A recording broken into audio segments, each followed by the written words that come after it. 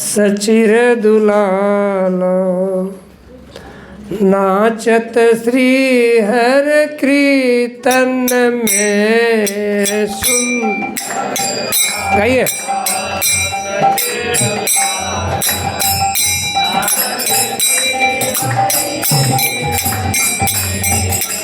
सुंदर बाला सिरेंदुलाला नाच श्री हर कीर्तन में सुन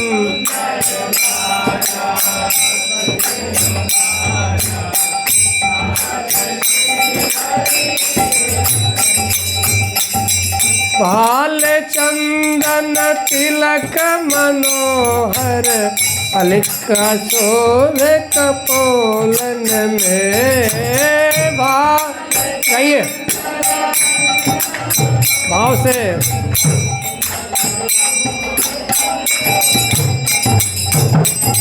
भाल चंदन तिलक मनोहर हल्का शोभे कपोलन में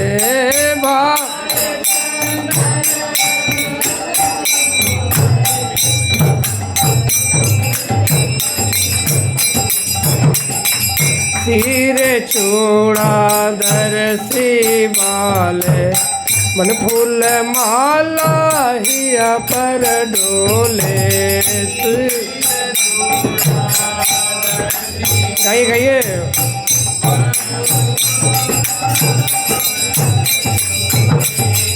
सिर चूड़ाधर शिवाले मन फूल माला हिया पर डोले।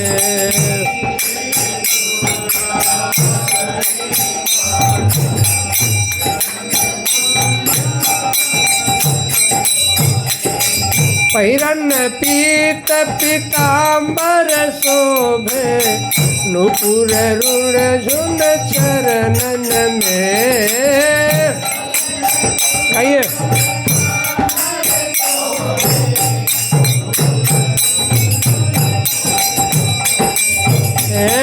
पैरन पीत पीताम्बर शोभे नूपुर रुण झुन चरणन में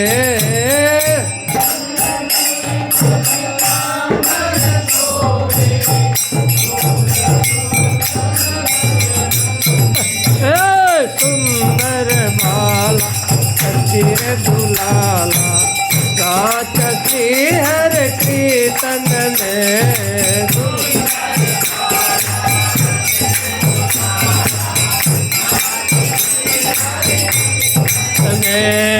सुंदर बाला सचिर दुलाला नाच श्री हर कीर्तन में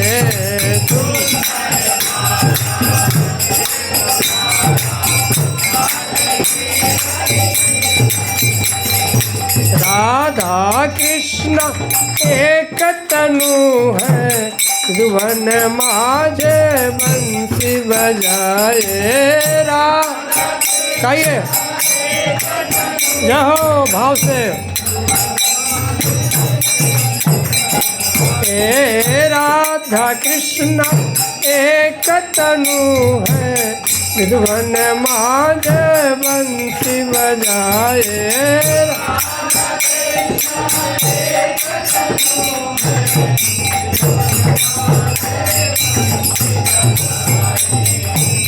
स्वरूप की प्रभु जी सही आवत प्रगट ही नदिया में भी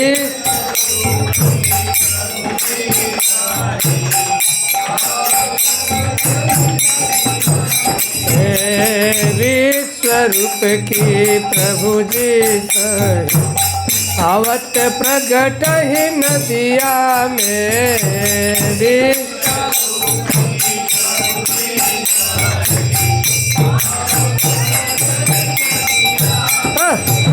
सुंदर बाला सचिर दुलाला नाच श्री हर कीर्तन में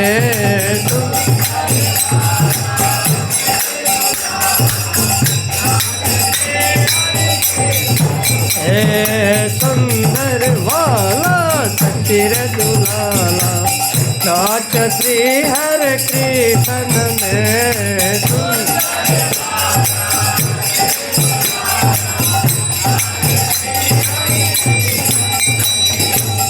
कोई गावत है राधा कृष्ण नाम, कोई गावत है हरि गुण गान को।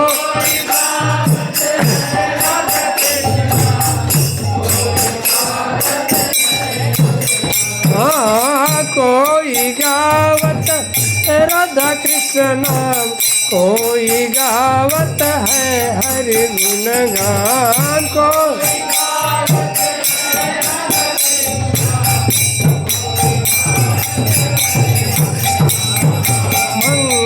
तान मृदंग रसाला, बाजत है कोई रंगन में।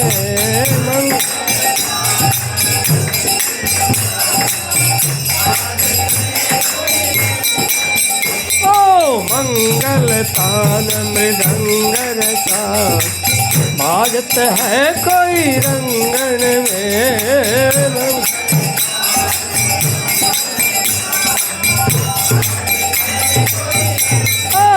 सुंदर बाला सचिर दुलाला, नाच श्री हर कृष्ण में।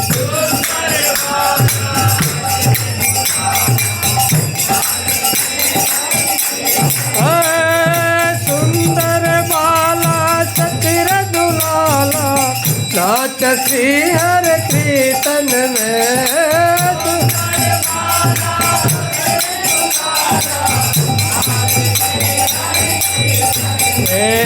भाले चंदन तिलक मनोहर, हल्का शोभ कपोलन में।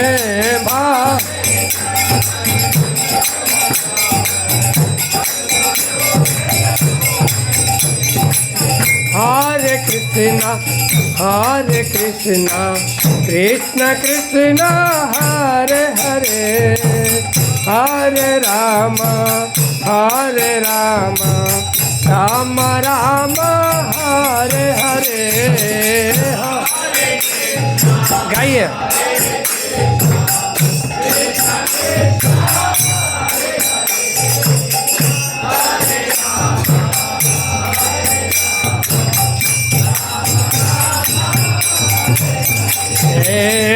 हरे कृष्णा कृष्ण कृष्ण हरे हरे, हरे राम राम राम हरे हरे।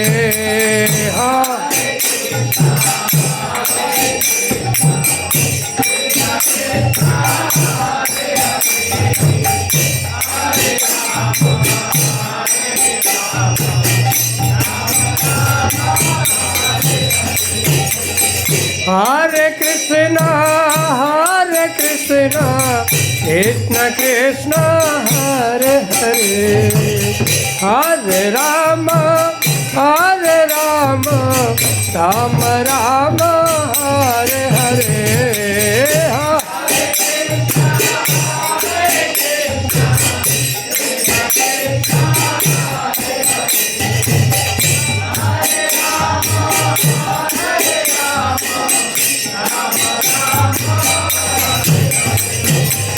श्री राम जय जय राम, श्री राम जय जय राम।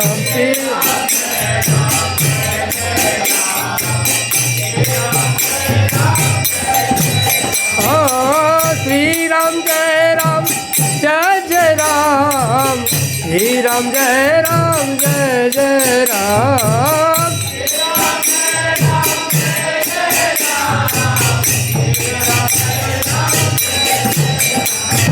दशरथ नंदन राजा राम, दशरथ नंदन सीता राम। दशरथ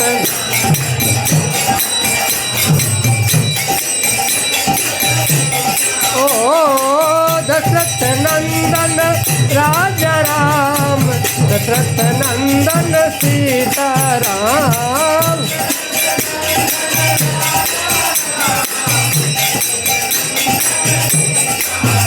ओ जय राम श्री राम जय जय राम, जय राम श्री राम जय जय राम।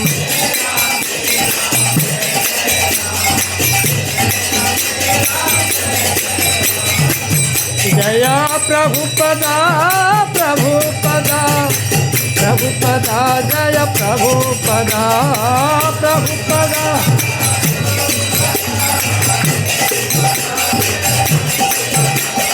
पतित पावन शिला प्रभुपाद,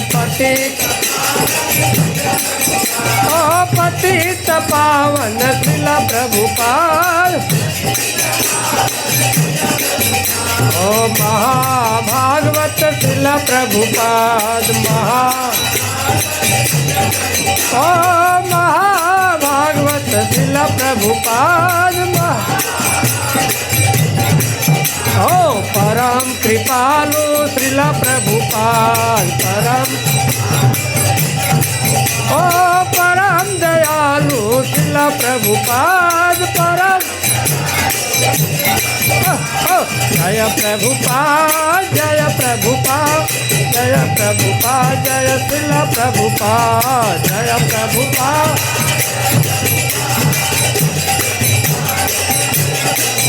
नित्य गौर हरि बोल हरि बोल हरि बोल हरि बोल, नित्य गौर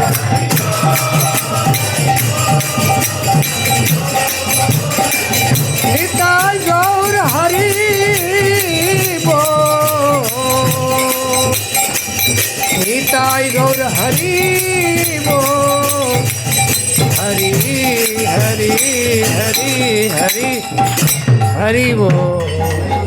गौर प्रेमानंदे हरि हरि बोल, गौर प्रेमानंदे हरि हरि बोल। श्री श्री राधा कृष्ण भगवान की, सीताराम लक्ष्मण हनुमान की। गौर प्रेमानंदे हरि हरि बोल। ओम अज्ञानतिमिरान्धस्य ज्ञानञ्जनशलाकया चक्षुरोन्मिलितं येन तस्मै श्रीगुरुवे नमः। नित्यानन्द नमस्तुभ्यं प्रेमानन्द प्रदायने कलिकल्मषनाशाय जानवापते नमः। नमो महावदन्नाय कृष्ण प्रेम प्रदायते कृष्णाय कृष्ण चैतन्य नामने गौरतिसे नमः। कृष्णाय वासुदेवाय देवकी नंदनाय च नंदगोपकुमाराय गोविंदाय नमो नमः। हे कृष्ण करुणा सिंधो दीनबंधो जगतपते गोपीश गोपिका कांत राधा कांत नमस्तुते। तप्त कांचन गौरांगी राधे वृंदावनेश्वरी वृषभानुसुते देवी प्रणमामि हरि प्रिये। वंशाकल्पतरुभ्यश्च कृपा सिन्धुभ्येव च पतितानां पावनेभ्यो वैष्णवेभ्यो नमो नमः। जय श्री कृष्ण चैतन्य प्रभु नित्यानंद श्री अद्वैत गदाधर श्रीवासादि गौर भक्त वृंदा। कृष्णा हरे कृष्णा कृष्णा कृष्णा हरे हरे हरे राम राम राम हरे हरे। ऐसे नहीं बोलना है, ऐसे भी नहीं बोलना है, ऐसे भी नहीं बोलना है। कैसे बोलना है? ऐसे। करिए जरा एक बार हाथ करो इसे, थोड़ा परिश्रम करो। एक हाथ ऊपर होना चाहिए, ठीक है, एक होना चाहिए, एक आकाश एक पताल। और गर्दन में टाइट नहीं होना चाहिए, अकड़ में नहीं, ढीला होना चाहिए, ठीक है। जिह्वा में नरमी होना चाहिए, चेहरे पर प्रसन्नता होनी चाहिए और हृदय से उद्गार होनी चाहिए। कर कर देखिए, हरे कृष्णा कृष्णा कृष्णा हरे हरे, हरे राम राम राम हरे हरे। कैसा लगा? फिर भी ठीक से प्रयोग नहीं किया, हाथ कर ठीक से पकड़ा नहीं था प्रॉपर। देखिए, एक सबसे बड़ा ये मुद्रा है, मैं प्रैक्टिकल बात कर रहा हूँ। कभी भी आप एंजाइटी में हो, घर में झगड़ा हो गया, कोई खो गया, बहुत परेशानी फंस गया है, भाव से आंख बंद करके, भले शर्म लगता अकेला में रूम में जा कर के, भाव से उद्गार से बोलिए और भगवान के चरणों में विनीत भाव से बोलिए, तुरंत आपको रिलीफ मिल जाएगा, कोई रास्ता निकल जाएगा। कर देखना आप, लेकिन भाव ही होना चाहिए, मतलब उसमें प्रमाद आलस और सब नहीं होना चाहिए। एक बार ट्राई करो, फिर दोबारा। हरे कृष्णा कृष्णा कृष्णा हरे हरे, हरे राम राम राम हरे हरे। इसमें जल्दी नहीं करना है, बड़े भाव से, तन्मयता से। दिन में आपको तारा दिखेगा। प्रक्रिया यही है। हम लोग जितने भी ये प्रकरण कर रहे हैं, श्रवण कीर्तन है कि जितने भी अभ्यास है, अध्ययन का, सेवा का, अंतोगत्वा जड़ में क्या है बोलो? उसका हम किस लिए, तो उपकरण किस लिए कर रहे हैं? इतना हम लोग एक प्रकार के यहाँ पर हम लोग प्रतिष्ठान बनाए, पैराफिनिया इकट्ठा किए, सब किए। इसका उद्देश्य क्या है? हाँ, भगवान के नाम, अपना अपना सब बताओ। भगवान के धाम, भगवान के नाम, और बन जाए हमारा काम, प्रसिद्धि हो जाए हमारी पूरे ब्लॉक में। एक मार्मिक टेस्ट मिलना चाहिए हमारे को, समझ रहे ना?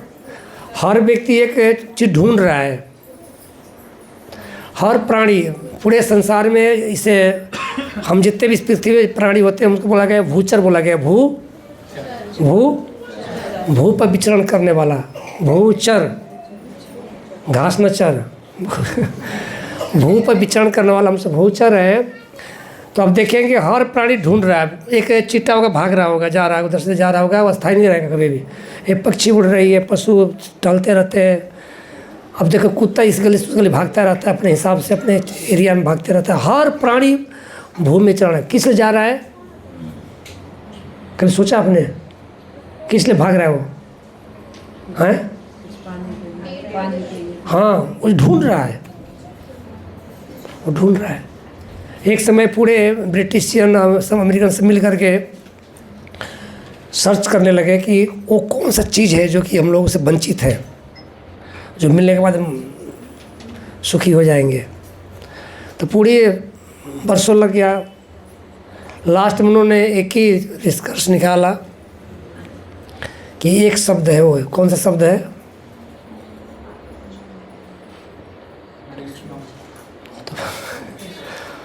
तो समझने के बाद है प्रेम। एक प्रेम शब्द ऐसी है कि वो हमको सुकून दिलाती है और आनंद दिलाती है। वो प्रेम कौन सी? कृष्ण प्रेम, भौतिक प्रेम नहीं।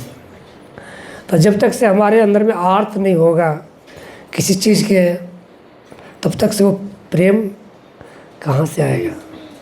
तो हमारा अभ्यास वही, हम रूटीन 16 माला करते हैं, उसके पीछे भाव क्या है? क्या भाव है बोलो बच्चा? हाँ, कृष्ण प्रीति।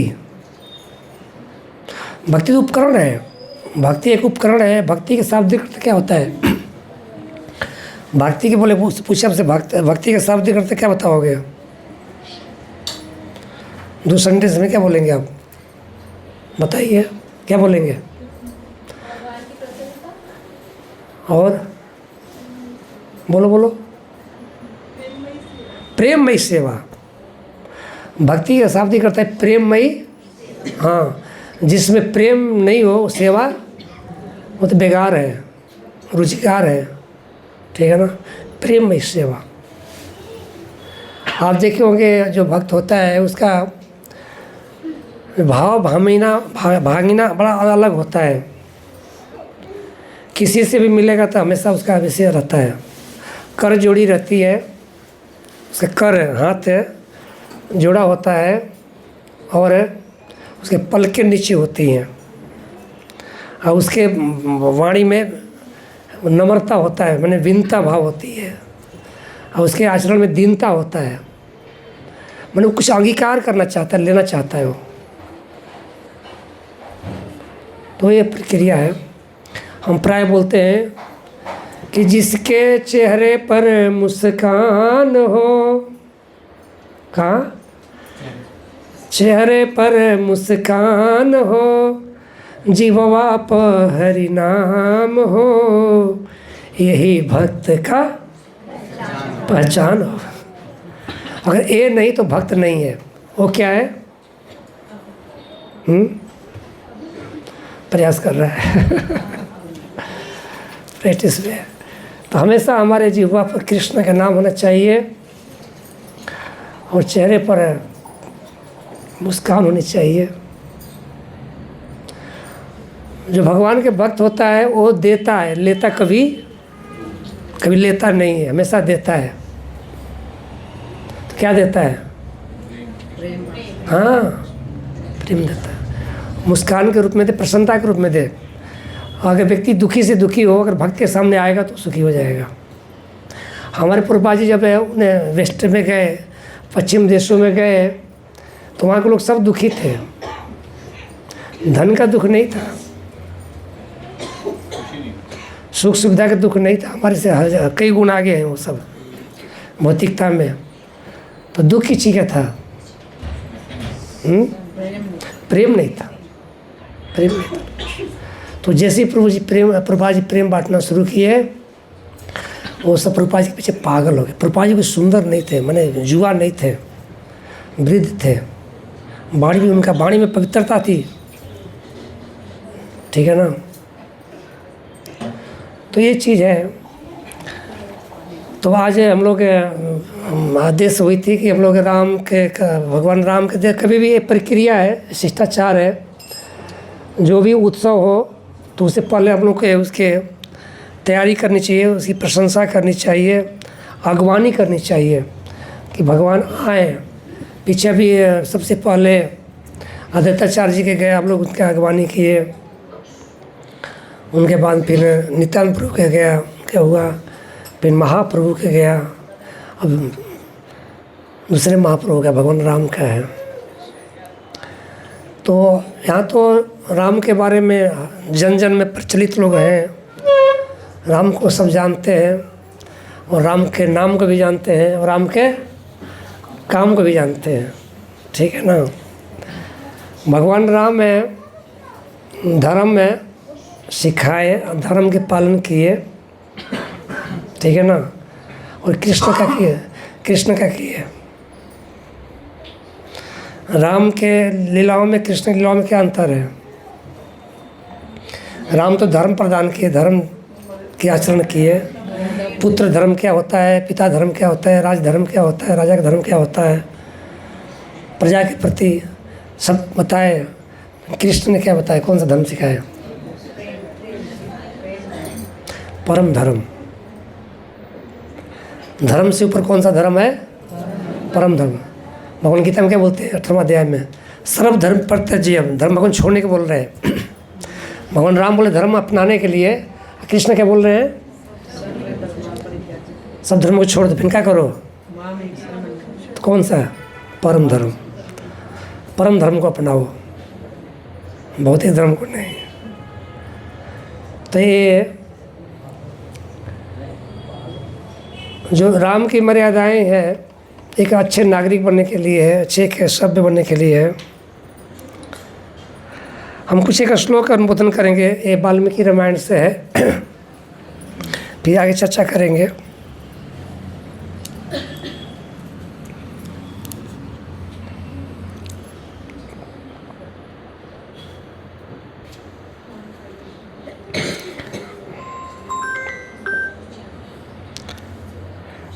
प्रजापति समा श्रीमान धाता रिपुनि सुदना रक्षिता जीवलोकस्य धर्मस्य परिरक्षिता। वे श्री राम साक्षात प्रजापति के समान पालक, परम शोभा से संपन्न यानी श्रीमान, समस्त जगत के आधार और शत्रुओं का दमन करने वाले हैं। वे न केवल इस जीवलोक के रक्षक हैं, अपितु धर्म की मर्यादा के सर्वोच्च पहरेदार भी हैं। यहाँ रक्षिता शब्द की आवृत्ति गहरी है। भगवान केवल शरीर की रक्षा नहीं करते, वे उस धर्म की रक्षा करते हैं जिससे आत्मा सुरक्षित रहती है। इस प्रसंग में मुझे याद आ गया, एक समय जानकी जी बोली, भगवान राम को बोली कि आप मर्यादा शिरोमणि है, मर्यादित हैं, सौम हैं, दयालु हैं और उदार भी हैं, प्रजा के हितकारी हैं, लेकिन मुझे समझ में नहीं आता है आप हमेशा धनुष लेकर घूमते रहते हैं, समझिए। और कोई व्यक्ति हमेशा राइफल लेकर घूमे तो क्या बोला जाएगा, शोभा नहीं दे रहा है ना। कोई बड़े जेंटलमैन व्यक्ति हो, अच्छा व्यक्ति हो, धार्मिक व्यक्ति हो, उन्नत व्यक्ति हो, हमेशा पिस्टल लेकर लटकाए घूमते रहे तो थोड़ा अच्छा अजीब सा लगेगा ना। तो वही जानकी जी बोली, भगवान राम को बोली कि सब अच्छा है लेकिन ये अच्छा नहीं लगता है आपका, ये धनुष से बाण ले घूमते रहते हैं आप, ठीक है। तो भगवान कुछ नहीं बोले, भगवान मुस्कुराए सिर्फ। देखिए, भगवान के मुस्कुराना दो तरह का होता है। जो अपने जन के सामने, अनुगत के सामने मुस्कुराते हैं तो उसमें क्या मिलता है, जीवन प्रदायनी होती है, ठीक है ना। और वही भगवान जब दुष्टों के सामने मुस्कुराते हैं तो क्या प्रदान होता है, काल प्रदान होता है। भगवान का मुस्कुराहट दो तरह का है। अपने भक्तों के सामने मुस्कुराते हैं तो आह्लाद प्रकट करते हैं, आह्लाद सुख देते हैं, आनंद देते हैं, सुरक्षा प्रदान करते हैं। तो भगवान ने कुछ बोले नहीं। उसके कुछ ही दिन बाद जानकी जी का अपहरण हो गया,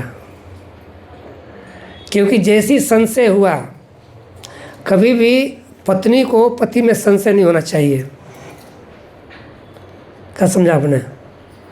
पत्नी को पति में लेस मात्र भी संशय नहीं होना चाहिए। जो पति का प्रक्रिया है हमारे लिए धारणीय, करणीय और आचरणीय है। रिश्ता में बताया जाता है कि जो पत्नी है, पति के लिए क्या है, जान है, जान की तरह मानना चाहिए पत्नी को। मैंने आसक्ति के लिए नहीं बोल रहा हूँ, प्रक्रिया है। जिस प्रकार से व्यक्ति अपनी जान की रक्षा करता है ना जी, देख के पानी पीता है, देख के दवाई खाता है, देख के रहता है कि कुछ हो ना जाए, कोई माने हनन ना हो जाए, तो उसी प्रकार से वो पत्नी की सुरक्षा करता है एक जान के तरह। और पत्नी को पति की तरह किस तरह मानना चाहिए बताओ? हाँ, ईश्वर की तरह, प्राणेश ईश्वर की तरह मानना चाहिए, परमेश्वर को मानना चाहिए।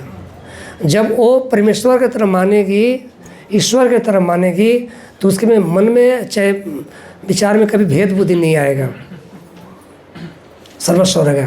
तो फिर बोलोगे तो फिर माया फैल जाएगा।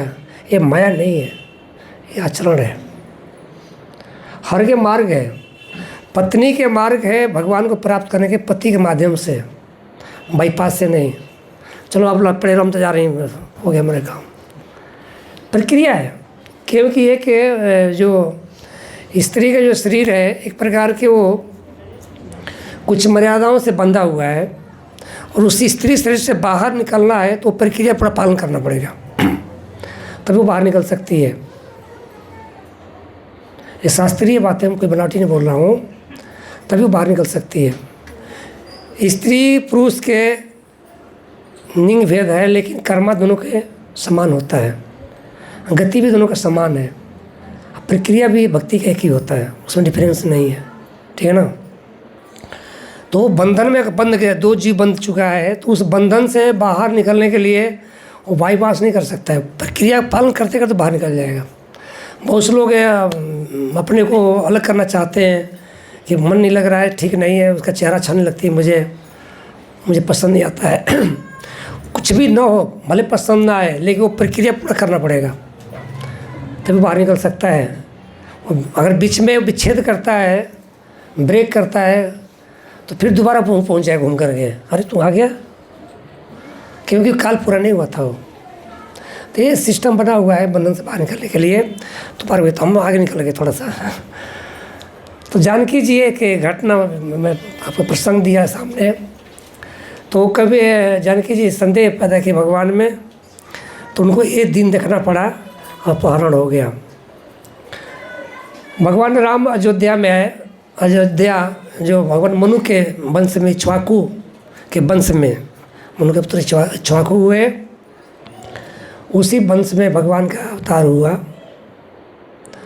और उस वंश में बहुत ही बड़े बड़े प्रतापी राजा हुए, उसी वंश में महाराज दशरथ हुए। ऐसे हम लोग प्राय जानते हैं 3 पत्नियां दशरथ थी, 3 नहीं थी, 300 कुछ थी, 54 से कुछ थी, 300 थी पत्नियां। मैंने गुप्त है, ज़्यादा प्रचार नहीं है इस प्रकार से। तो उसी वंश में भगवान है, प्राय इस पृथ्वी में 2 वंश है प्रमाणिक माना जाता है, और भी वंश है, लेकिन 2 वंश माना जाता है, एक सूर्य वंश, एक चंद्र वंश। तो जितने भी प्रतापी जिनका नाम है भागवतम में, इतिहास में नाम है, वो सूर्य वंश में आए। और सूर्य वंश जब लुप्त हो गया तो आगे फिर चंद्र वंश का हुआ। चंद्र वंश में भगवान कृष्ण आए, वृष्णि में आए, चंद्र वंश का अनुगत होकर के, और वृष्णि वंश में भगवान कृष्ण आए, इस प्रकार से है। तो भगवान जब अयोध्या में आए थे, अयोध्या के एक नाम साकेत भी है। अयोध्या नगरी सरजू नदी के तट पर बसा हुआ है, ठीक है ना। अयोध्या में कभी भी अभाव नहीं किसी चीज़ होता था, हमेशा प्रसन्नता रहती थी। जो वहाँ के नागरिक थे अयोध्या के, हमेशा प्रसन्न रहते थे, अवधी भाषा बोलते थे, हमेशा प्रसन्न रहते। उस प्रकार में भगवान राम आए। जब भगवान राम इसी समय में आए थे, तो इसको मधुमास बोला गया है। जितने भी मास है 6 ऋतु होती हैं, ऐसे 3 ऋतु मुख्य माना गया है। तो 6 ऋतु में से सबसे सुंदर ऋतु यही होता है मधुमास, मतलब कि चैत मास फाल्गुन मास का होता है। मधुमस्ती होती है, माने स्त्रियों में पुरुषों में मदकता आ जाता है, और हर चीज़, हर कलियाँ, फूल बगीचा, पुष्प वाटिका खिल जाती है, सुंदर सुंदर पुष्प होते हैं। भगवान इसी समय आए थे, पूरे विपरीत है। भगवान जब कृष्ण आए थे, वो पूरी अंधेरी रात में आए थे, बाढ़ में आए थे चतुर्मास में भगवान आए थे। कितना डिफरेंस है हम दोनों में। भगवान ने हर मर्यादाओं को तोड़े। भगवान राम अवतार में हर मर्यादाओं को अपनाए, और कृष्ण हर मर्यादाओं को धराशायी किए, ठीक है ना। और देखिए दोनों में सिमिलरली है। सबसे पहले भगवान राम है, किसको हनन किए, किसको मारे? एक स्त्री को मारे। कौन थी वो? ताड़िका थी, ठीक है ना। अब भगवान कृष्ण अवतार में किसको मारे? वो भी एक स्त्री को मारे, पुतना को मारे, जो कि स्त्री का हनन करना निषेध है, ठीक है ना। लेकिन ये प्रमाणित करता है कि जो ये विकृति है, जो राक्षसी शक्ति है, स्त्री शक्ति है, वो स्त्री में जल्दी आ सकता है हरि बोल। तो सावधान की आवश्यकता है, साधु सावधान, ठीक है ना। तो भगवान राम है के अवतार के बाद में संक्षिप्त में सब लोग बोलना चाहेंगे, ठीक है ना। जब भगवान के राम का अवतार हो गया, बालक ही थे, 10-12 साल के थे, तो उनके जीवन में एक परिवर्तन बहुत भारी आया। कौन आए उनके जीवन में? विश्वामित्र जी आए, ठीक है ना। तो विश्वामित्र जी अब आए तो दशरथ जी से बोले कि आपके पुत्र मुझे दान में चाहिए, ठीक है। तो उनको देख करके मन घबरा गया। पहले बड़े राजा में शक्तियाँ होती थी, किसी को धराशायी कर सकते थे, इतने शक्तिशाली होते थे। दशरथ महाराज 10 दिशा में विजय प्राप्त किए थे, स्वर्ग पर लड़ाई करने गए थे। वही तो वरदान मांगी थी कैकेयी ने, 3 वरदान साथ में गई थी, वो सहयोग किया था उसने। लेकिन राजाओं की एक डर होती थी, एक जगह डर होता था। किससे डरते थे राजा? ब्रह्म ऋषियों से डरते थे, वहाँ कुछ नहीं बोलते थे। तो जैसे उन्हें प्रस्ताव रखे बोल नहीं पाए, सुमित्रा वगैरह सुनी तो बड़ा मन में हो गया, तो मरता क्या नहीं करता है, कुछ देना पड़ा, दे दिए। तो प्रसंग वहाँ से फिर शुरू होता है पूरी भगवान का। जब भगवान विश्वामित्र के साथ में जाते हैं तो वही आप लोग जो बिहार में नाम सुना होगा, एक बक्सर स्थान है। बक्सर में वो स्थान था, गंगा किनारे तड़का हुई रहती थी। तो भगवान सबसे पहले, अब हर जगह में बताते जाते, क्योंकि जो है वहाँ पर एक गुरु और शिष्य का संबंध था, ठीक है ना, गुरु और शिष्य का संबंध था। तो हर चीज़ क्या क्या घटना कैसे वो बताते जा रहे थे, ठीक है। तो बताया उस राक्षसी के बारे में बताया विश्वामित्र जी, भगवान उसको मारे। फिर जब आगे बढ़े, जब भगवान तो पास पहुंच चुके थे मिथिला के, उस पर एक बहुत सुंदर आश्रम था, वीरान पड़ा हुआ था वहाँ पर। तो पूछे विश्वामित्र जी से क्या है, तो पूरा उन्होंने कहानी बताया कि यहाँ पर गौतम ऋषि का आश्रम है, अहिल्या नाम की पत्नी थी। जब अहिल्या को ब्रह्मा जी बनाए थे तो अहिल्या बहुत ही सुंदर थी। ब्रह्मा जी ने अलग अलग जगह से लेके जोड़ के बनाए थे। वो इतना सुंदर थी कि कोई उस तरह सुंदर था नहीं उस काल में। वो अहिल्या को देख करके हर व्यक्ति प्रभावित होता था, दिखता था, लेकिन गौतम ऋषि कभी दिखते नहीं थे, वो प्रभावित नहीं थे ज़्यादा उस सुंदरता से। तो ब्रह्मा जी अहिल्या को गौतम ऋषि को दिए। 1000 साल तक रही अहिल्या गौतम ऋषि के पास में, विवाह नहीं हुआ था इस प्रकार से।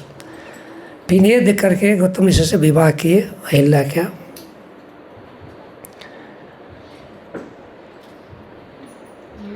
एक समय आप सब जानते घटना घटी क्या कि जब अहिल्या थी तो उस समय इंद्र बहुत प्रभावित था।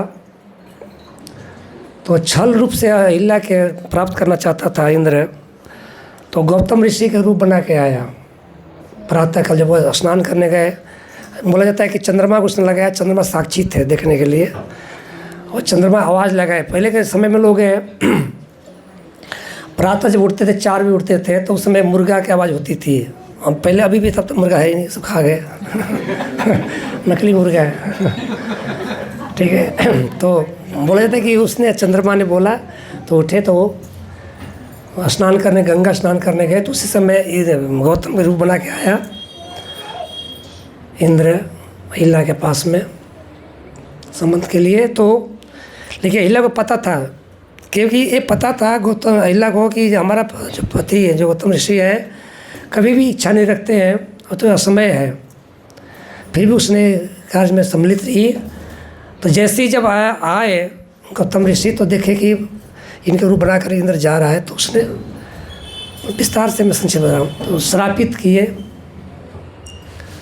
इंद्र को, और उसी समय श्रापित किए अपने पत्नी अहिल्या को कि जाओ भस्मीभूत हो जाओ, पत्थर बन जाओ जा करके, और तुम्हारा शरीर नहीं रहेगा लेकिन तड़पन रहेगा, पूरा भूख भी रहेगा, सर्दी भी सताएगी, गर्मी भी सताएगी। जब जीव के जब अभिशापित जीव होता है तो उसको बहुत कष्ट होता है। जैसे कोई व्यक्ति श्रापित होकर मर गया, बीच में देह त्याग दिया, भूत बन गया, प्रेत बन गया, तो बहुत कष्ट होता है उसको। तो इस प्रकार से श्राप दिए। और फिर उन्हें बोले कि भगवान राम आएंगे बहुत काल बाद, तो तुम्हारा उनका उनसे उद्धार होगा। तो वही फिर विश्वामित्र जी पूरा कथा सुनाए, बताए, बारे में, और भगवान ने अपने चरण रख करके अहिल्या का उद्धार किया।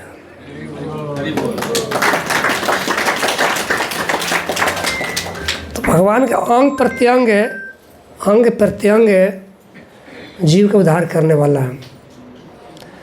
भगवान के मुस्कान मात्र से जीव का पाप चला जाता है। तो इसीलिए हम दर्शन करते हैं, पाप का क्षय हो जाता है।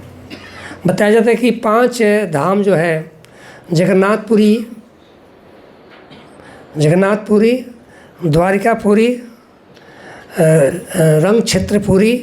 रंग क्षेत्र है श्रीरंगम, और बद्रीनाथ और नाथ द्वारा, ये 5 धाम का भगवान का दर्शन करने से दोबारा माँ के घर में नहीं आना पड़ता है।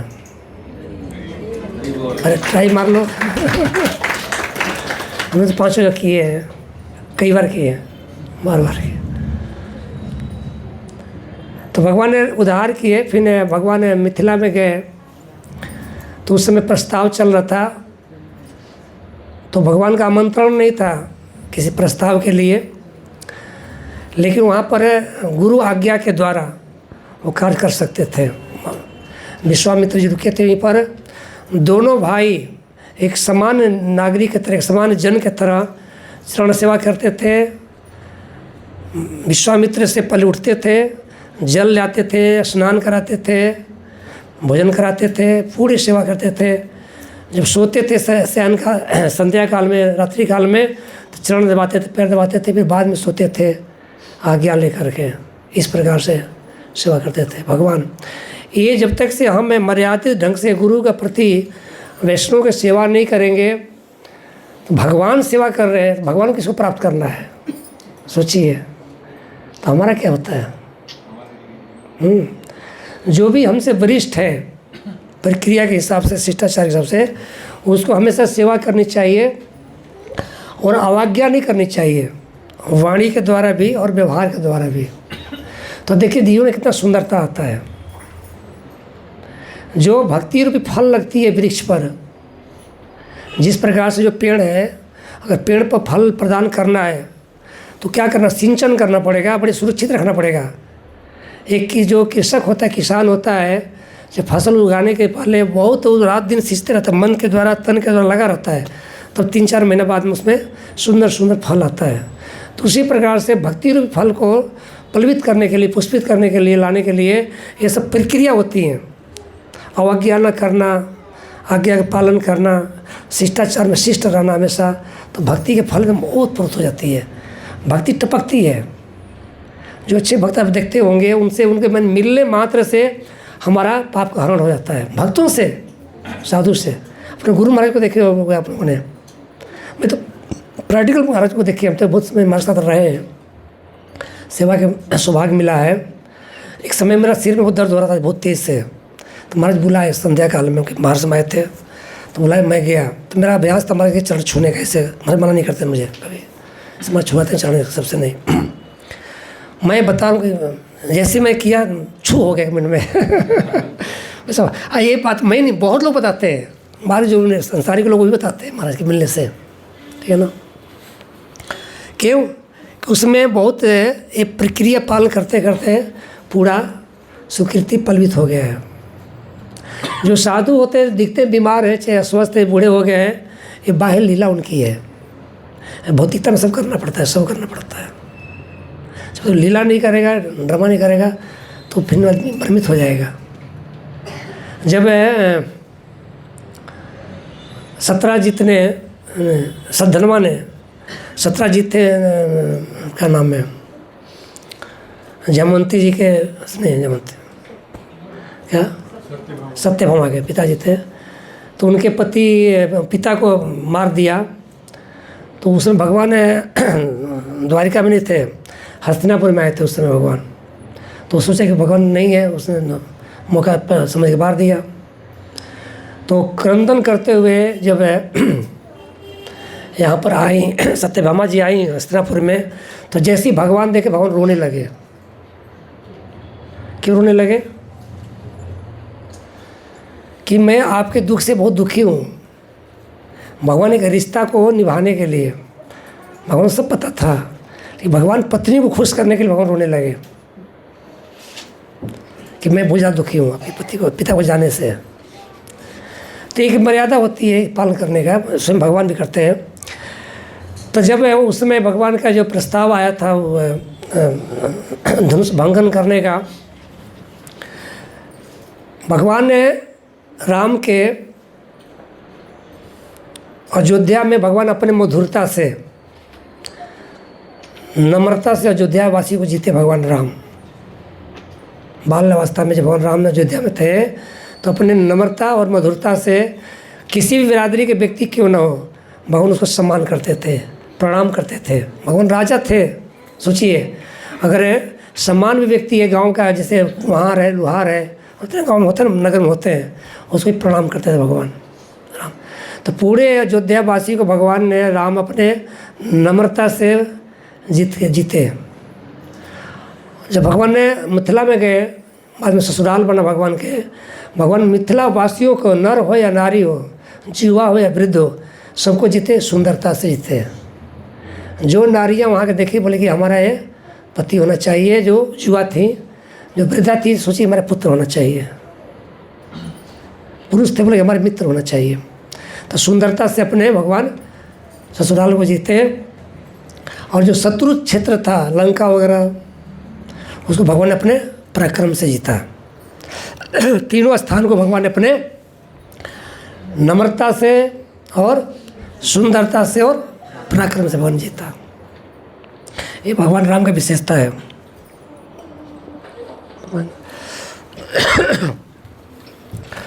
भगवान के विवाह होने के बाद में, संक्षिप्त में जल्दी विवाह कर देते हैं, वर्ण करने के बाद में भगवान ने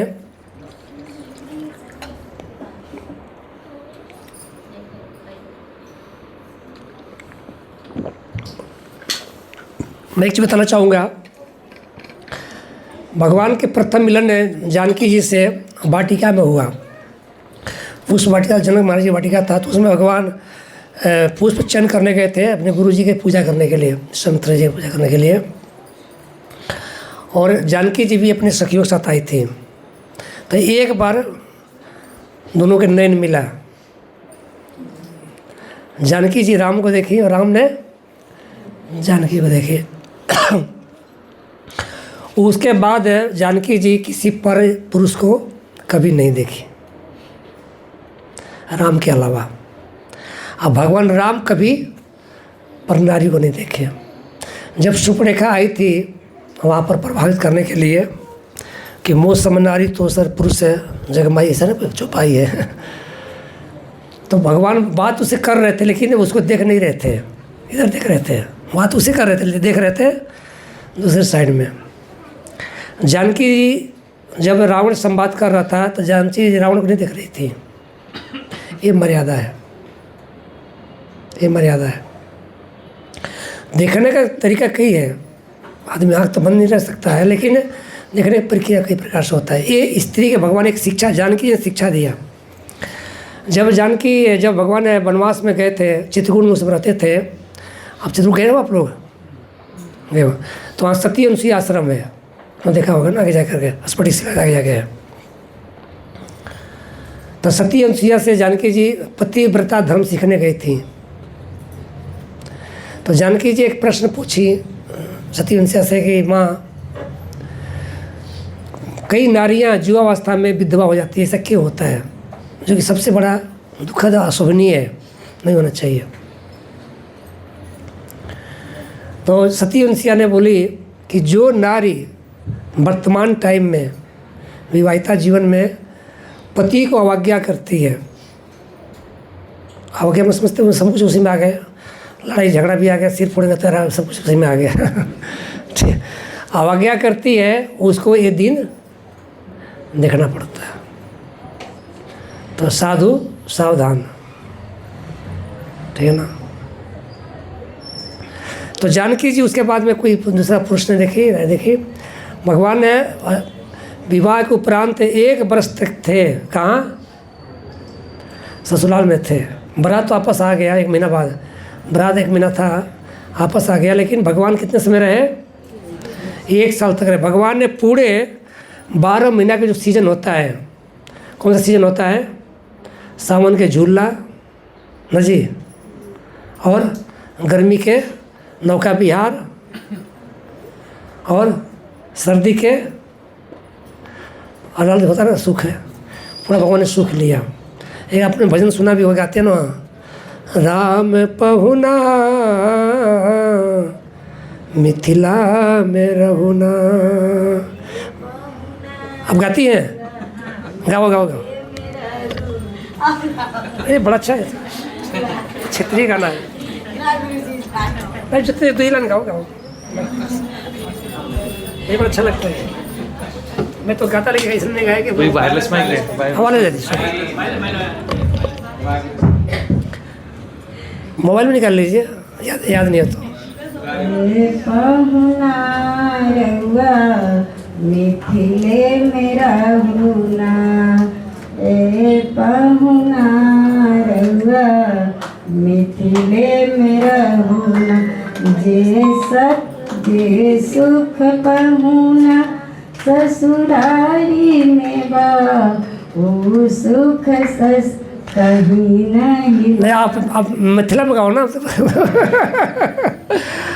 अब भोजपुरी में गा रही है। हाँ, मिथिला वाली गा सकती है। अभी गुरुजी ने ये बताया ना प्रसंग धनुष्वान भंग करने वाले, जरा हम उसी से रिलेटेड एक सुनाते हैं। सुनिए सुनिए, अच्छा है। तुम उठो सिया श्रृंगार करो, शिव धनुष राम ने तोड़ा। सभी गाइए, सभी गाइए। तुम उठो सिया श्रृंगार करो, शिव धनुष राम ने तोड़ा है, तोड़ा है भाई, तोड़ा है सीता से नाता जोड़ा है, तोड़ा है भाई, तोड़ा है सीता से नाता जोड़ा है।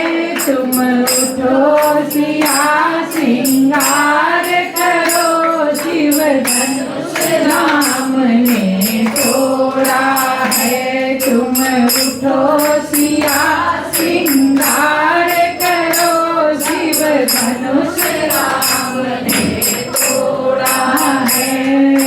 माथ सिया के टीका सोहे, लड़िया की छवि न्यारी है। माथ सिया के टीका सोहे, लड़िया की छवि न्यारी है, न्यारी है वही न्यारी है, रघुवर को जानने की प्यारी है, न्यारी है वही न्यारी, रघुवर को जान की प्यारी है। तुम उठो सिया श्रृंगार करो, शिव धनुष राम ने तोड़ा है।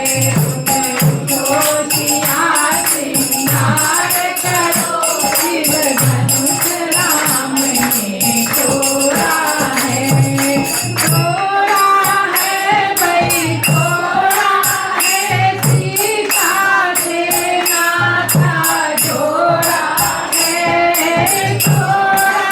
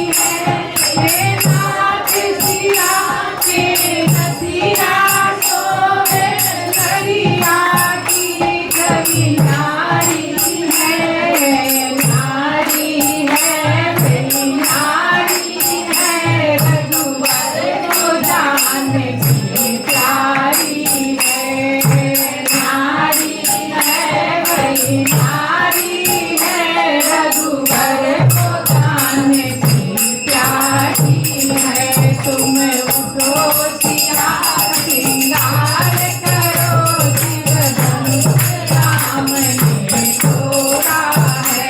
तुम उठो सिया श्रृंगार करो शिव धनुष राम ने तोड़ा है। श्यावर रामचंद्र भगवान की जय। बहुत सुंदर। देखिए ये जो गीत होते हैं ना, इसमें भाव प्रदर्शित होता है, बनावटी नहीं होता है। तो जो भी क्षेत्रीय है, जैसे ब्रज भाषा का जो होता है, मिथिला भाषा का होता है, अवधी भाषा का होता है, ये भगवान से जुड़ता है। तो जो भी हम लोग के यहाँ आए तो गाना चाहिए, उसमें आसक्ति बढ़ता है, प्रीति बढ़ती है, टेस्ट अलग होता है, बनावटी कभी नहीं होना चाहिए। आप देखिए महाप्रभु जितने भी लीलाएँ सब बंगाली में, जो बंगला में जो सुना जाए महाप्रभु लीला, उसका टेस्ट अलग ही होता है, ठीक है ना। तो प्रिया हम जब पढ़ते थे, हम लोग तो हमारे क्लास में ना 2 रो होते थे, एक लड़कियों का होता था, एक लड़कों का होता था। तो हम लोग के शनिवार को हाफ डे होते थे, तो उसमें गोष्ठी होती थी संगीत का उस ज़माने में। तो लड़कियां भजन गाती थी, हम लोग भी गाते थे अपना। तो उसमें एक लड़कियां बड़ा प्रसिद्ध भजन गाती थी, कहीं भींज, भोजपुरी में गाती थी, कहीं भींजत हुई भगवान कदली के बनवा में। इस राम का भजन था, बड़ा मुझे बड़ा अच्छा लगता था भजन, कभी कभी याद आता। तो ये जो प्रीति होता है उससे जुड़ता है, भगवान से जुड़ता है, तो प्रक्रिया है। आगे बढ़ते हैं, टाइम भी है ना। तो भगवान के जो करीब विवाह के उपरांत भगवान 1 वर्ष तक रहे, फिर भगवान आए। तो देखिए भगवान की लीलाओं में जो विधान है, प्रीताणाम साधुना विनाश दुष्कृतम धम संस्थान संभवामी जुगे जुगे। भगवान का आने का प्रभाव कारण यही है, 2 कारण है, प्रीताणाम साधुनाम विनाश दुष्कृतम। भगवान के बहुत लीला में, दोनों लीला में, कृष्ण लीला में चाहे रामलीला में, अगर भगवान वन में नहीं आए होते तो इतना असुरों का संहार नहीं हुआ होता। तो जैसे ही भगवान जब आए तो उसके बाद में राज तिलक का प्रस्ताव आया, तो सब ऋषि चिंतित हो गए कि भगवान जिस कार्य के लिए वो कार्य लगता है वो करेंगे नहीं। तो मंत्रा के द्वारा, मंत्रा के माध्यम से कैकेयी के प्रवेश किए, ठीक है ना। अब देखिए वहाँ पर मर्यादा क्या होता है। जब भगवान राम का वनगमन का हुआ तो उसमें जानकी जी का नहीं था, लक्ष्मण जी का भी नहीं था, सिर्फ राम का था। तो ये प्रस्ताव आ सकता था कि भगवान राम जाएंगे जंगल में और राजा रानी जानकी जी बनेंगी। ऐसा नहीं हुआ ना जी। स्वयं जानकी जी बोले कि जहाँ मेरा आराध्य है मैं वहीं रहूँगी। स्वयं भगवान राम भी बताए, डराए भी कि भयंकर वहाँ पर असुर होते हैं, जंगली जानवर होते हैं, अब तो कभी घर से बाहर निकली भी नहीं है, नीचे पैर भी नहीं रखी हैं, कैसे रहेंगे अब। तो बोले कि जो पति का सुख है वही मेरा सुख है, जो आराध्य का सुख है वही हमारा सुख है। तो हम लोग को सीखना चाहिए कि तुमने जो गृहस्थ दाम्पत्य जीवन में, प्रायः ये लोग मानते हैं कि हमारे जो कन्या है चाहे जा रही है चाहे हम हैं, तो हम सिर्फ सुख के लिए आए हैं। नहीं, सुख के लिए नहीं आए हैं, बंधन काटने के लिए आए हैं, सुख के लिए नहीं आए हैं। बहुत बड़ा महल हो, बड़ा घर हो, नौकर चाकर हो, आगे पीछे हो, हम उसके लिए नहीं आए हैं, बंधन जो जीवन में काटने के लिए आए हैं। अगर हमारे पति सुख में नहीं है तो हमारे लिए सुख नहीं है, उसका ही सुख मेरा सुख है। ये भी एक शिक्षा में मिलता है, प्रसंग आता है। भगवान वनगमन में कई प्रकार के मित्र बनाए, गुहराज को भी बनाए और जो केवट थे उनको भी बनाए। जब गुहराज परिचय कराए अपने माँ के बारे में तो भगवान झुक के प्रणाम किए, छू करके प्रणाम किए। जो कि वो भील जाति के थे, संभ्रांत जाति के नहीं थे, मारकाट करना, डकैती करना। भगवान प्रणाम किए। तो कोई भी हो हमारे से किसी वर्ग का हो और बड़ा है तो उसकी सम्मान करना चाहिए, प्रक्रिया है। ये भगवान ने वो शिक्षा दिया। भगवान चित्रकूट में जब गए तो वहाँ पर आप लोग चित्र गए ही होंगे, कमदानाथ जी है जो पर्वत है, भगवान वहाँ रुके। प्रसंग ये आता है कि जब भगवान अयोध्या में होते थे तो अपने माताओं से घिरे थे, 300 कुछ माताएं थीं, घिरे रहते थे हमेशा। जो ग्राम क्षेत्र से देखे होंगे, जो पत्नी होती है वो पति से मिल नहीं पाती, बात भी नहीं कर पाती है। अब तो प्रक्रिया बदल गया है, वो जमाने में देखा होगा अपने पहले ज़माने में। तो एक प्रसंग आता है कि भगवान के ये वन गमन करने के एक ये भी कारण है कि जानकी जी को सुख देने का। बताया जाता है कि भगवान ने 999 लीला की है जानकी जी के साथ में। 999 लीला की है, 99.5 की है जानकी जी के साथ में। बिहार लीला भगवान ने की, जिसे भगवान ने वृंदावन में किए थे वो आधा वहाँ भगवान किए। जब भगवान ने अंतिम लीला कर रहे थे स्फटिक शिला पर, वहाँ पर भगवान श्रृंगार कर रहे थे जानकी जी का। तो श्रृंगार करते करते भगवान थक गए, तो जानकी जी बोले कि अब लेट जाइए मेरे गोद में अपने सिर रख करके। तो वो चित्रण उस समय वो जो जयंत था, जयंत इंद्र का पुत्र था और बहुत शक्तिशाली था, वो सामान्य नहीं था। तो जयंत के मन में विकार आया, तो जयंत ने एक कौआ गुरु बनाया, ठीक है ना। और कौआ गुरु बना करके उस चित्रण में जा करके जानकी जी के चोंच मारा, सच में चोट मारा। भगवान लेटे हुए थे, फिर भी जानकी जी कुछ प्रक्रिया नहीं की उसके प्रति। देखिए माँ की ममता क्या होता है, पता था जयंत है, जानकी प्रक्रिया नहीं की। तो जब कुछ लोहू गिरा भगवान के ऊपर गिरा तो ये लोहू कहाँ से आया, तो भगवान समझ गए। तो उसी समय भगवान ने अस्त्र नहीं उठाए, वहाँ तो अस्त्र था ही नहीं। भगवान एक तिनके लिए, तिनके से ऐसे जयंत को मारे। तो जयंत वहाँ से भागा, शिव लोक में गया, ब्रह्म लोक में गया, अपने पिता के इंद्र लोक में भी गया। तो जल्दी जाओ यहाँ से, ठीक है ना। तो किसी ने नहीं बचाया, बोले कि जिसके प्रति तुम अपराध किए हो उसी के प्रति जाओ। तो लास्ट में जब गया वापस आया, सभी जब घूमने के बाद में आया तो भगवान के शरण थे, क्षमा कर दिया, जानकी क्षमा कर दिया। ये उदारता है जानकी जी का। जानकी जी कितनी सुंदरता, इतनी मधुरता था कि साक्षात हो आध्यात्मिक शक्ति है। राधा रानी जानकी जी है, कोई डिफरेंस नहीं है। अंतर इतना ही है कि यहाँ प्रेमिका प्रिया है, साक्षात वही आई है, वहाँ क्या है दाम्पत्य में भगवान के। तो वो लीला, जब वो लीला भंग हो गया भगवान का, तो फिर आगे वहाँ से लीला नहीं किए भगवान।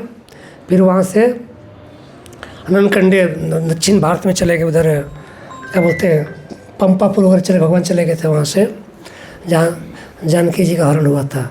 जहाँ भगवान पंचवटी में रुके थे, जहाँ से हरण हुआ था, आप कभी नहीं गए हो ना, गए हो जहाँ वो भी लगता है। तो जानकी जी का स्थान बहुत सुंदर लगा। पंचवटी जब गए थे तो बहुत सुंदर लगा।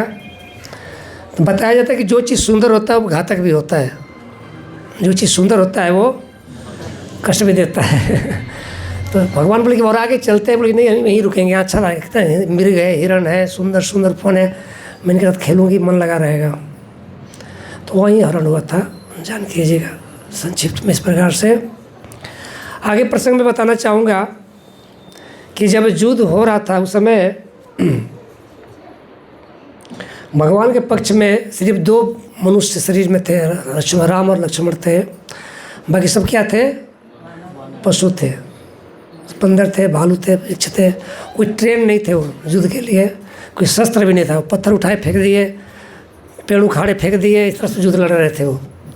न कोई किचन खाने की व्यवस्था था, कुछ भी नहीं था। ऐसे सो गए, चाहे कुछ फल खा लिए, तोड़ करके कुछ खा लिए। तो इस प्रकार से युद्ध चल रहा था। अब देखिए, राम के पक्ष में दिन भर युद्ध होता था, संध्या ढलती थी, सब सोते नहीं थे, कीर्तन करते थे। युद्ध समाप्त हुआ, सब कीर्तन लग जाते थे, रात में कीर्तन करते थे। फिर जब से सुबह हुआ, प्रातः हुआ युद्ध में, तो राम के पक्ष में कीर्तन होता था और रावण के पक्ष में रोज एक सेनापति उसको मारा जाता था। तो रावण के पक्ष में क्या होता था? मंत्रणा होता था, मीटिंग होती थी। जैसे मोबाइल मीटिंग करते हैं, बड़े में फोन के मीटिंग में बैठे हुए साहब, ठीक है ना। तो रावण के पक्ष में मीटिंग होती थी, राम के पक्ष में कीर्तन होता था। जीत किसका हुआ? कीर्तन वाला की मीटिंग वाला क्या? कीर्तन वाला हुआ था, ठीक है ना। तो हम लोग कीर्तन करना चाहिए। हमारे मंदिर में भी प्रक्रिया है, हम लोग मीटिंग को मीटिंग नहीं बोलते हैं, क्या बोलते हैं? इष्टो गोष्ठी बोलते हैं। इष्ट के प्रति गोष्ठी करना, सत्संग करना। इष्टो गोष्ठी पहले कीर्तन होता है। तो ये प्रमाणिकता करता है कि जब हम भगवान के निहित होकर रहेंगे, भगवान कीर्ति गान करेंगे, जो भगवान साथ में थे, ठीक है ना, तो सफलता उसको मिलेगा जो भगवान कीर्ति के गान करेगा। तो कभी भी हमेशा हर परिस्थिति में, युद्ध का परिस्थिति हो या सामान्य परिस्थिति हो, युद्ध मतलब कि गृहस्थी की युद्ध ही है, और क्या है, सुबह सामने लगे रहते हैं। हमारे जीवन में स्थिरता होनी चाहिए। भगवान राम में स्थिरता था। भगवान राम कभी घबराते नहीं थे, कभी हमेशा स्थिरता करते थे, स्थिरता था। हमारे जीवन में स्थिरता होनी चाहिए। जीवन में संघर्ष करना सीखना चाहिए। उत्पीड़न नहीं होना चाहिए हमारे में, उग्रता नहीं होनी चाहिए, सब बेकार का चीज़ है, सब अस्थिर होकर के, ठीक है। अब कर देखिए, सफलता मिला। भक्ति वही प्रक्रिया है। यहाँ पर भगवान है, जो उनके शरणागति जानकी जी, वो क्या है? साक्षात भक्ति है। भक्ति के हम जो भक्ति कर रहे हैं, हमारा इसके भक्ति का अपहरण हो सकता है, काम छीन सकता है, लोभ छीन सकता है, लेकिन घबराना नहीं है, वो वापस आ जाएगा। थोड़ा समय के लिए जाएगा, नहीं वापस आ जाएगा। जानकी थोड़ा समय के लिए गई, भगवान से भक्ति दूर हो गई, अधर्मी लिया, फिर वापस आ गई। किसके माध्यम से वापस आई? भक्तों से वापस आई। हनुमान जी क्या है? भक्त। हनुमान जी भक्त है। हनुमान रावण की प्रक्रिया में भी देखिए,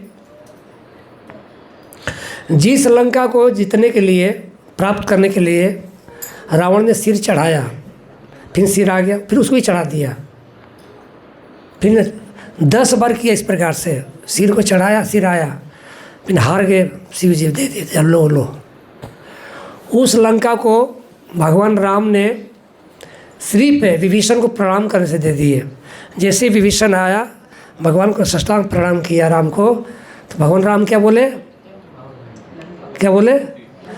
उठो लंकेश। नहीं बोले कि वो लंका है, उठो लंकेश। तो सब देखने लगे, अरे तो रावण जिंदा है, लंकापति है, वो हारा नहीं, अभी जिंदा है, सब कुछ है। अगर कल वो आता तो फिर क्या बोलोगे आप? प्रश्न किया जमवंतो वगैरह कि अगर आता है, समर्पित करता है, चाहे देता है, तो क्या करेंगे आप? तो बोले उसको अयोध्या दे दूँगे। तो बना दिया, लंका से बना दिया, अयोध्या दे दूँगा। ये भगवान राम है। जिस लंका को प्राप्त करने के लिए रावण ने कितना परिश्रम तपस्या किया, उस लंका को भगवान राम ने सिर्फ प्रणाम करने मात्र से दे दिया। ये प्रणाम का फल है। अगर हम समर्पित हो, भगवान प्रणाम करते हैं, तो त्रिभुवन मिल सकता है, भागवत पद मिल सकता है। ये प्रणाम का फल है, प्रणाम करता है।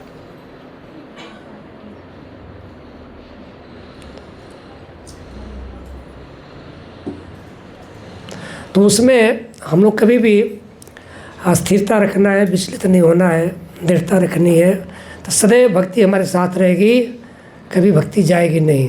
ये भगवान राम अपने लीलाओं से शिक्षा देते हैं। लेकिन हमारे प्रति निष्ठा होनी चाहिए। एक समय विभीषण ने अपने 2 दूतों को भेजे अयोध्या के लिए, ये दे के आओ, ठीक है ना। सुंदर सा गोल्डन का बॉक्स था, छोटा सा पैक किया हुआ था, दोनों को दिए। तो दूत लेके चले वहाँ से, वो जल के ऊपर चल के आ रहे थे, समुद्र के ऊपर चल के आ रहे थे। तो उसमें से एक को मन में आया कि इसमें है क्या चीज़ है, देखा तो सुंदर है, इसमें है क्या चीज़ है। तो उसने खोला, 2-3 आभरण के नीचे था, तो देखा तो उसमें छोटी सी पर्ची पर है राम लिख के रखा गया था, उसमें रखा हुआ था अंदर में। बोला बस यही इसमें, उसने फेंक दिया जल में। वो जैसे ही फेंका वो जल में डूब गया। तो राम के निष्ठा में राम में शक्ति है, ठीक है ना, उदाहरण है राम शक्ति। तो सार तत्व यही है हम लोग को कि एक भगवान के मर्यादाओं की लीलाओं के अनुकूल एक भक्त का भी मर्यादा होना चाहिए, वरिष्ठ भक्तों के प्रति, गुरु के प्रति, अपने आचरण के प्रति, तो पक्का राम मिलेंगे। हरे कृष्णा कृष्णा कृष्णा हरे हरे, हरे राम राम राम हरे। Thank you. मैं कोई प्रसंग भाई नहीं बोल पाया, बीच बीच में बोला, संकेत है।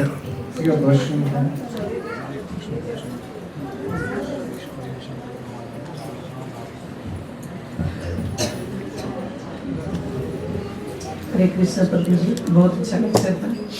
मैं ये पूछना चाहती हूँ, बच्चे हमारे इतना खून जलाते हैं तब भी उनसे अटैचमेंट भगवान से क्यों नहीं हो सकती? कितनी कोशिश। बहुत अच्छा प्रश्न है आपका, माता जी का प्रश्न है, सुना है आप लोगों ने कि बच्चे खून पीते हैं फिर भी हमको अमृत लगता है।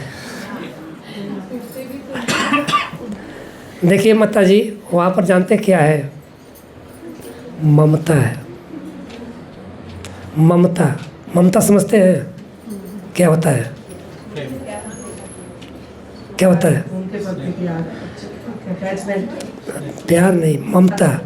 ये मेरा है, ये मेरा है। आधी रात में पति मांगे भोजन तो हम टाल कर देंगे, तो जा सुबह खा लेना है,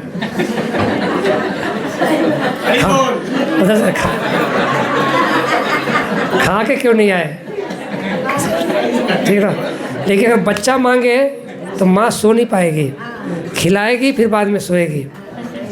तो बताओ क्या चीज़ में है वो? ध्यान से, वो मेरा है, वो मेरा है, ये तो सास के है।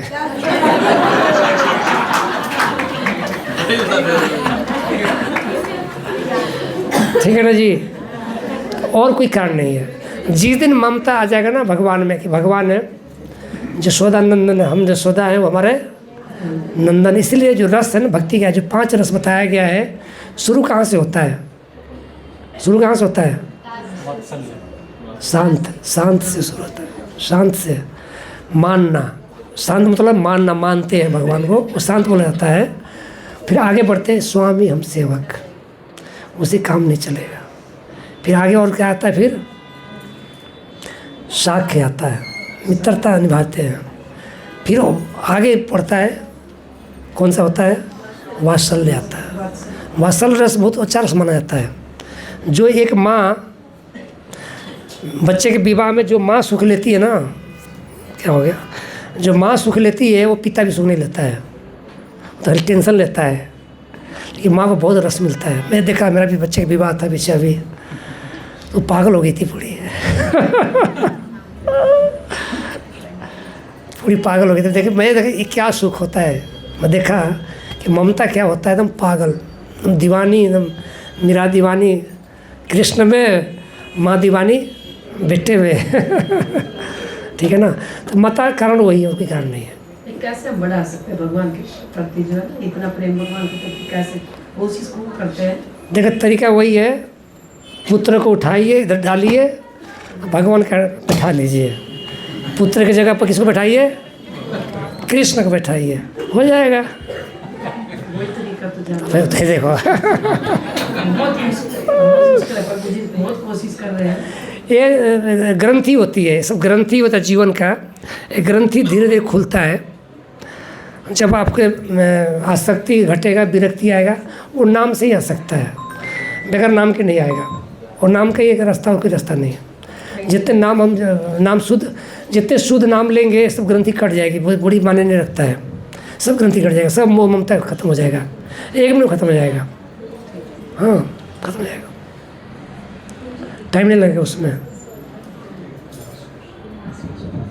हरे कृष्णा प्रभु जी, thank you for the wonderful lecture. प्रभु जी, मेरा प्रश्न ये है कि जैसे आपने बताया कि 4 धाम जो है मतलब वहाँ पे जाने से मतलब इस लोक में नहीं आना, तो मतलब पूरे धाम करना है या किसी एक में चले जाएंगे तो हो जाएगा? मैं तो 4 बताया ना, 4 ये 4 आपका धाम है, मैं जो बताया 5 वो ये वाला 5 ये भक्ति के प्रभाव वाला जगह है, जो 4-5 है ना भक्ति वाला है।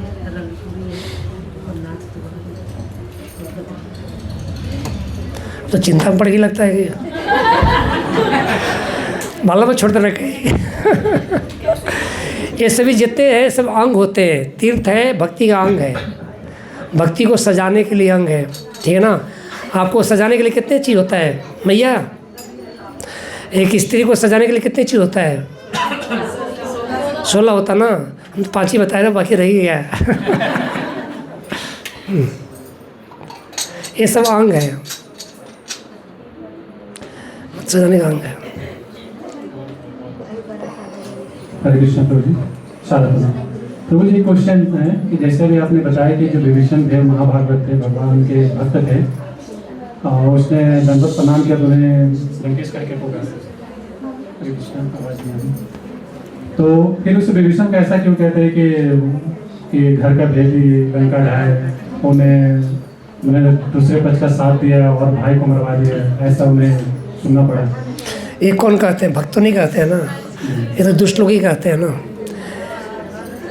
देखिए, ये जो रावण के ना कई माताएं थीं, रावण के कई माताएं थीं, तो जिससे जो आपका जो कुबेर जी है, कुबेर ही रावण के भाई है, पता होना चाहिए आपको। विश्वकर्मा का पुत्र, विश्वकर्मा का पुत्र वो भी है। तो विभीषण और एक और थी, एक माँ के थे, और ये जो सुपर्णरेखा थी, रावण, कुंभकर्ण, ये सभी एक माँ के थे। 3-4 माताएं थी, तो वो माता का फर्क पड़ता है, माता कैसी है। वो भक्ता थी, जिनके थे ना केक्सी के सब थे ना, रावण वगैरह, और माता का नाम भूल रहा, याद नहीं आ रहा है। तो माँ का भी प्रभाव पड़ता है बच्चे को पालन करने में। तो वो लोग बोलते हैं जो कि माने भक्त नहीं है, वो उसने कल्याण किया, विभीषण ने कल्याण किए। विभीषण तो सबसे पहले समझाए। देखिए, बताया जाता है कि पत्नी के बात जो नहीं सुनता है, बड़ी अब काम का चीज़ आपके। जिसने पत्नी के बात नहीं सुना पछताया, उसमें एक रावण भी है। ठीक है ना।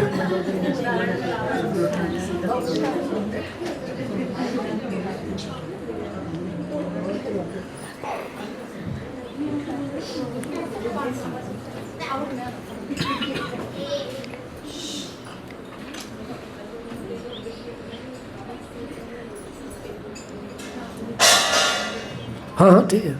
हरे कृष्णा। तो आप सबको कैसे लगा?